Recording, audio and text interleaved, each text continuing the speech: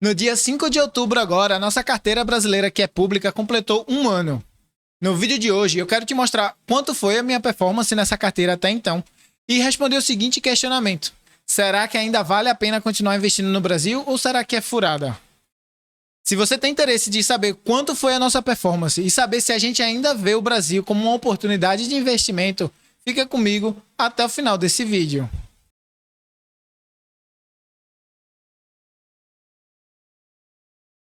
Sejam muito bem-vindas e bem-vindos ao canal da Invest Space. Se essa é a primeira vez que estamos nos encontrando, muito prazer. Eu me chamo Yuri Leite e sou analista de investimentos da Invest Space.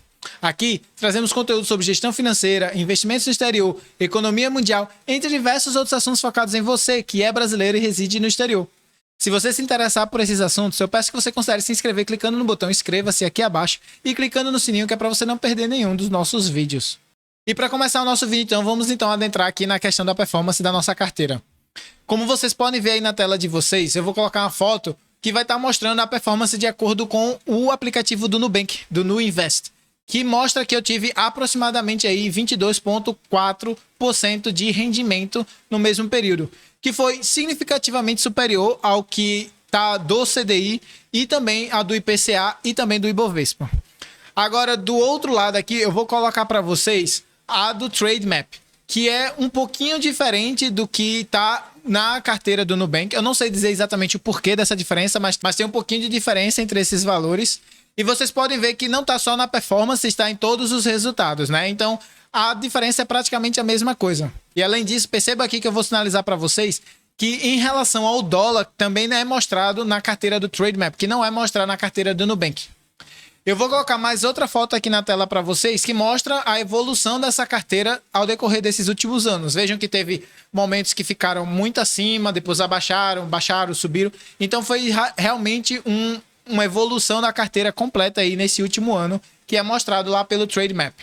Então, independentemente se o Nubank está correto ou se o aplicativo do Trademap está correto, vejam que a minha performance foi pelo menos 22,4%. E percebam que isso é significativamente superior ao que o Ibovespa, que é o que a gente usa como referência, já que é uma renda variável, e que o CDI, que é outro referencial que a gente utiliza aqui no Brasil, que também é muito difícil de se bater. Normalmente o CDI fica até mesmo maior do que o Ibovespa em certos períodos. Mas para saber se a minha performance foi boa, você pode comparar com a sua própria performance e aí ver se a minha performance foi parecida com a sua, foi pior, melhor, e aí você vê. Ou vocês podem estar comparando com outras pessoas famosas aqui que vocês conhecem do mundo dos investimentos, como por exemplo o Thiago Nigro, lá do Primo Rico, que teve uma desvalorização de 8,35% nesse mesmo tempo. Ou o Charles, eu não sei falar o sobrenome dele, que é do Economista Sincero, que teve aproximadamente 6, 7% aí nesse período. E essa performance que eu tô falando aqui é a performance em real. Porque, na verdade, a minha moeda de referência não é o real. A minha moeda de referência é o euro. E se a gente considerar aqui a desvalorização que o euro teve frente ao real, a nossa carteira, na verdade, sumiu significativamente mais. E só para demonstrar aqui para vocês, eu vou estar colocando uma foto aqui da tabelinha do Excel que eu fiz. Percebam que se eu tivesse 1.000 euros, quando eu comecei a investir no Brasil, que estava 6,50 euros, eu teria 6.500 reais. E se isso for valorizado por 22,45, a performance da minha carteira vai para aproximadamente 8.000 reais. E quando convertido isso de volta para a cotação do euro agora, de hoje, vai para 1.500 euros. Então eu tive uma valorização de aproximadamente 50% nesse período em euro. Sem a gente desconsiderar o real, a gente teve uma valorização aqui de 50% em relação ao euro. O que é um retorno muito significativo para os seus investimentos. 50% ao ano é muito difícil de você conseguir. Agora, vale ressaltar que esse 6,50 foi quando eu comecei a investir. Então, eu tive algumas conversões que eu fiz para real em valores menores. Como, por exemplo, 6, 5,80, 5,40. Então, esse 50% não é um retorno real da carteira em euro. É só para mostrar para vocês que se eu for comparar com o euro, eu provavelmente tive uma venda média ali em torno de 6, 5,18. Então, a carteira deve ter valorizado aí aproximadamente 40 e poucos por cento. Mas agora, adentrando então, se a gente vai continuar investindo no Brasil, se a gente vê ainda uma oportunidade de investir no Brasil ou não. E a primeira coisa que a gente tem para falar aqui nisso é que a gente tem que analisar os dados econômicos que estão saindo. O Brasil teve a terceira deflação seguida, que não acontecia há mais de 20 anos aqui no Brasil. E ele está quando equiparado aos seus pares aqui da América Latina ou outros países do mundo, como por exemplo Estados Unidos, Alemanha, qualquer país que você for comparar, o Brasil está com uma inflação muito menor do que a desses países desenvolvidos. Além disso, o Brasil já teve o aumento da sua taxa de juros para 13,75 e já decidiu pausar, pelo menos por enquanto está pausada ali, não estão elevando, enquanto o resto do mundo está elevando as suas taxas de juros. Então, a Bolsa Brasileira já teve o impacto, a economia brasileira já teve o impacto que deveria ter tido com esse aumento da taxa de juros. E possivelmente a gente vai começar a ver uma queda para o próximo ano, meio do próximo ano provavelmente, da taxa de juros, o que vai mostrar aí rendimentos significativos para toda a nossa carteira, não só a nossa, como a de todo mundo. E além disso, vale a pena estar mencionando aqui a taxa de desemprego no Brasil, que mesmo com essa taxa de juros elevadíssima, está caindo. Isso mostra que a nossa economia está muito sólida.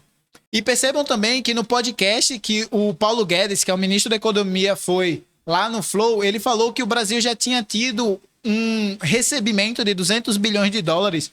Empresas de fora estavam comprando direitos de investir mais não sei quantos bilhões de dólares aqui para a próxima década.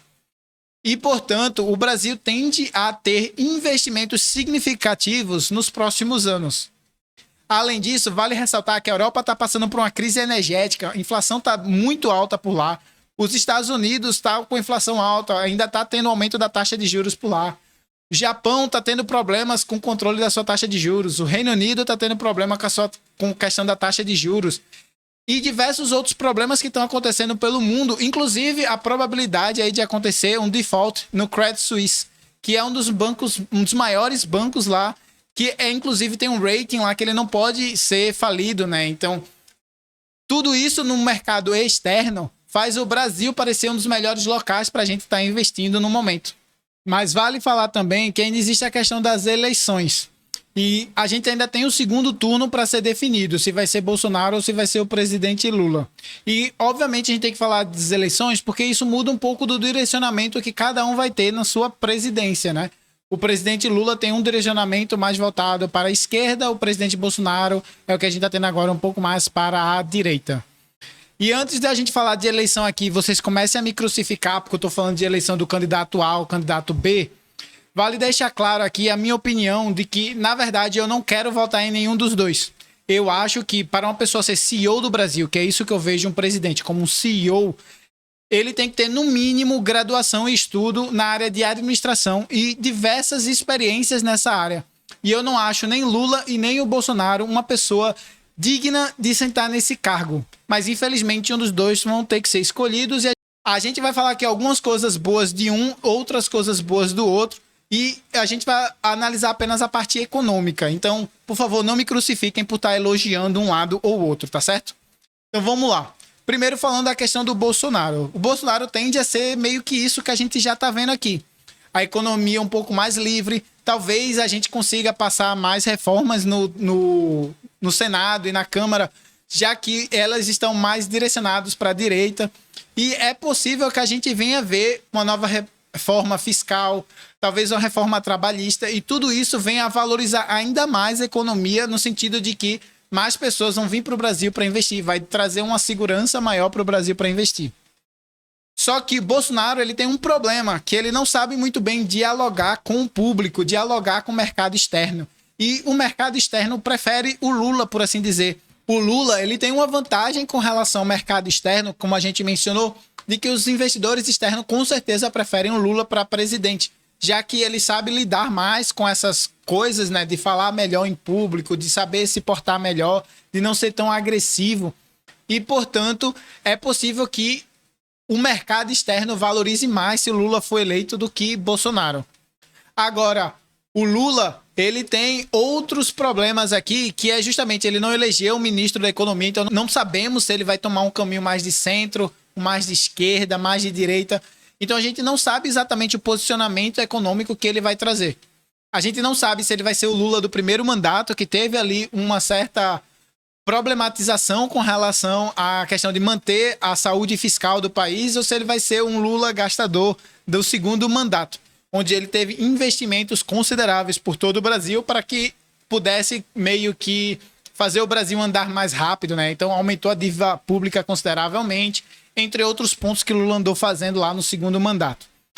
Então, a gente não sabe exatamente o que vai acontecer. Coisas mudam se um ou outro for eleito. Mas essas mudanças não devem ser tão drásticas assim, até porque a Câmara e o Senado, como eu falei, ela é mais de centro-direita. E, portanto, deve controlar os custos do Lula, caso ele queira esbanjar dinheiro. E também deve facilitar para o Bolsonaro, caso ele queira passar algumas emendas constitucionais lá de, como eu disse, de reformas, entre outros pontos que ele achar válido.